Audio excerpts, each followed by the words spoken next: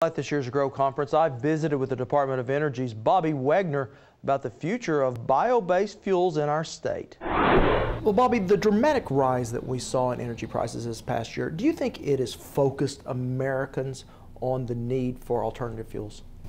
Well, I think certainly it has. I think there are a lot of reasons that we need to be developing alternative fuels, but I think for the general public, price is the most significant indicator or awareness factor that will turn the average everyday American to focusing on new energy technologies like alternative fuels.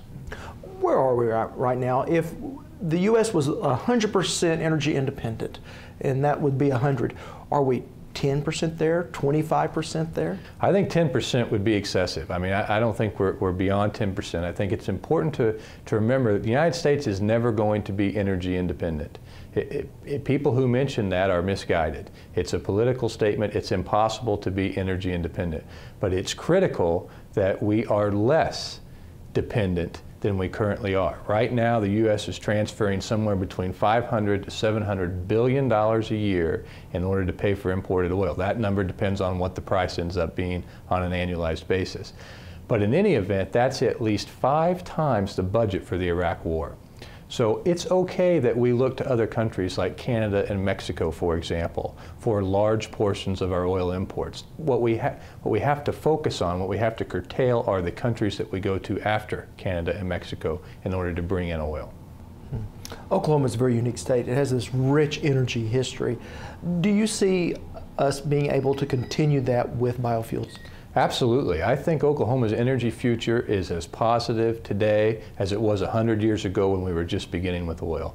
There are going to be great advancements in technology and research and encouragement from state and federal governments that allow Oklahoma to be a leader not only in oil and natural gas production, but in areas like wind energy and biofuels.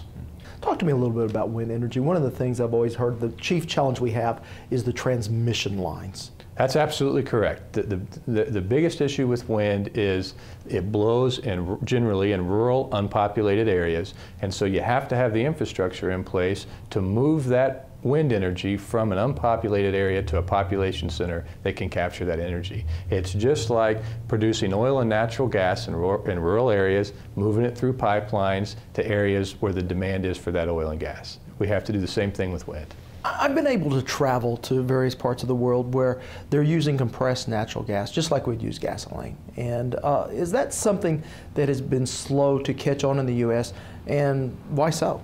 Well, it's been slower to catch on in the U.S. and in other countries, I think primarily for infrastructure reasons. There are some infrastructure challenges that we have associated with compressed natural gas, just like we have with developing wind energy, as we discussed. But it's important that we in Oklahoma and in the country increase our use of natural gas as a transportation fuel. Now, it's very likely that the use of CNG will have the most significant penetration in U.S. markets in fleet sectors. It may be a long time, if ever, before the average consumer is driving a CNG car, but we've got to start moving it into our fleet sectors.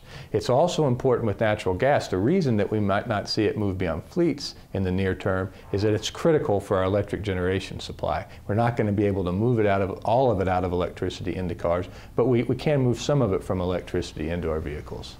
At this GROW conference, we're talking about a lot of different technologies. Do you see some of them as maybe bridge technologies until we get something that maybe is more economical? And what I'm really talking about is ethanol.